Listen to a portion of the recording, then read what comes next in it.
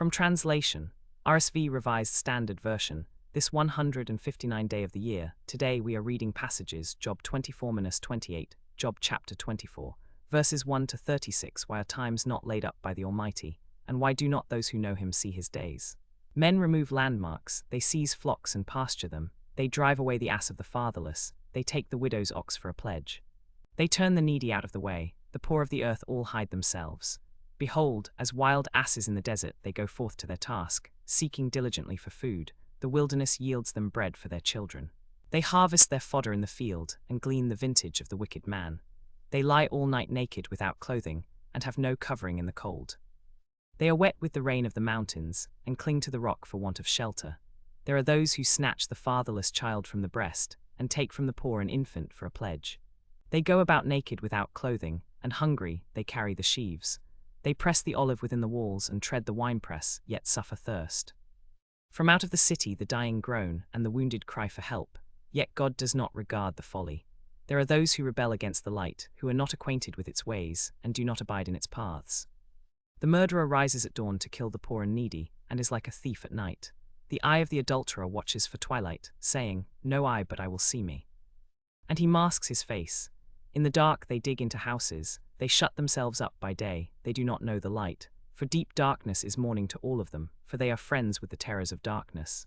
You say, "I am sure to be in prosperity, surely I shall never be in trouble." You are confident that you have treasures stored up.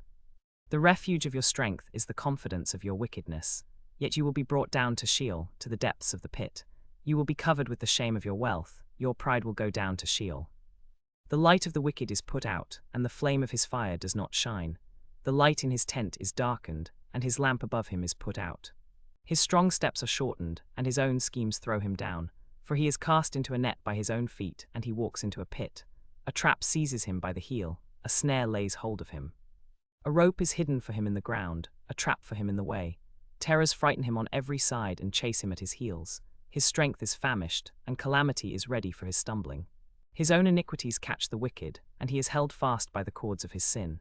He dies in full vigor, being at ease and secure. His loins are full of fat and marrow in his bones, but he escapes the hands of Sheol. He is seen by the eyes of God. He sees man's ways, then he sees him and judges him.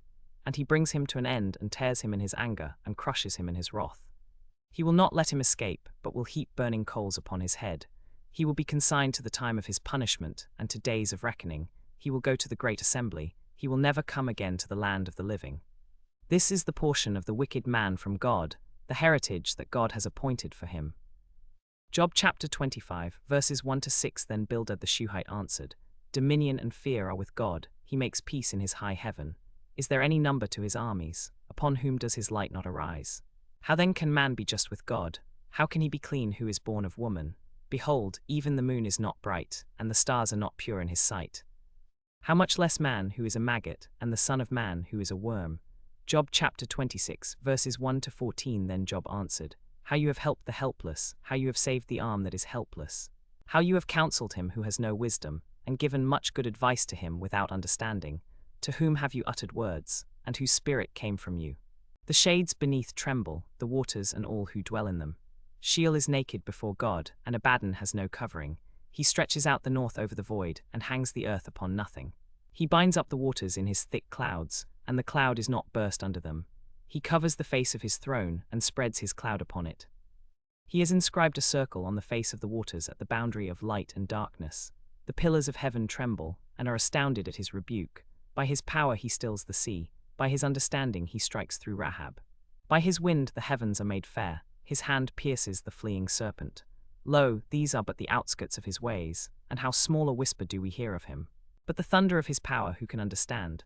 Job chapter 27, verses 1 to 23. And Job continued his discourse and said, "As God lives who has taken away my right, and the Almighty who has made my soul bitter, as long as my breath is in me, and the Spirit of God is in my nostrils, my lips will not speak falsehood, and my tongue will not utter deceit.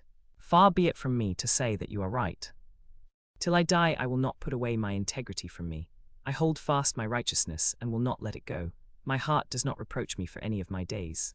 Let my enemy be as the wicked, and he who rises up against me as the unrighteous.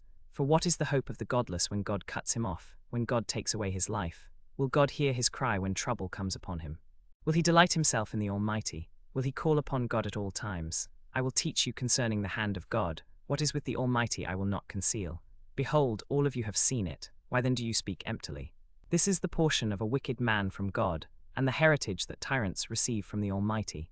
If his children are multiplied, it is for the sword. And his offspring have no bread. Those who survive him the pestilence buries, and his widows do not weep. Though he heaps up silver like dust, and piles up clothing like clay, he may only heap it up for the righteous. The innocent will divide the silver. He builds his house like a moth's, and like a booth that a watchman makes. He lies down rich, but will do so no more. When opens his eyes, he is no more. Terrors overtake him like waters. A storm steals him away in the night. The east wind carries him off, and he is gone. It sweeps him out of his place. It hurls itself against him without mercy, and tumbles him down together with the wicked. At the blast of God he is no more, and his thunderstorm sweeps him away. Men will clap their hands at this, and will hiss him out of his place. Job chapter 28, verses 1 to 28. Surely there is a mine for silver, and a place for gold where they refine it. Iron is taken from the earth, and copper is smelted from the ore. Man puts an end to darkness, and to the utmost limit he searches out the rock in gloom and deep darkness. He opens shafts away from people. In places forgotten by feet they hang far apart and swing to and fro. As for the earth, out of it comes bread, but beneath it is turned up as by fire. Its stones are the place of sapphires, and it has dust of gold. No bird of prey knows that way, and the vulture's eye has not seen it. The proud beasts have not trodden it, the lion has not passed over it. Man puts his hand to the flinty rock, and overturns the mountains by the roots.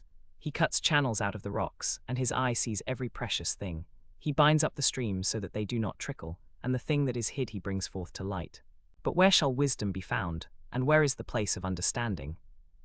Man does not know the way to it, and it is not found in the land of the living. The deep says, "It is not in me," and the sea says, "It is not with me." It cannot be bought for gold, and silver cannot be weighed as its price. It cannot be valued in the gold of Ophir, in onyx or sapphire. Golden cannot equal it, nor can it be exchanged for jewels of fine gold. No mention of coral shall be made again, nor of pearls. The price of wisdom is above rubies. The topaz of Ethiopia cannot compare with it, nor can it be valued in pure gold. Whence then comes wisdom? And where is the place of understanding? It is hidden from all the living, and even from the birds of the air.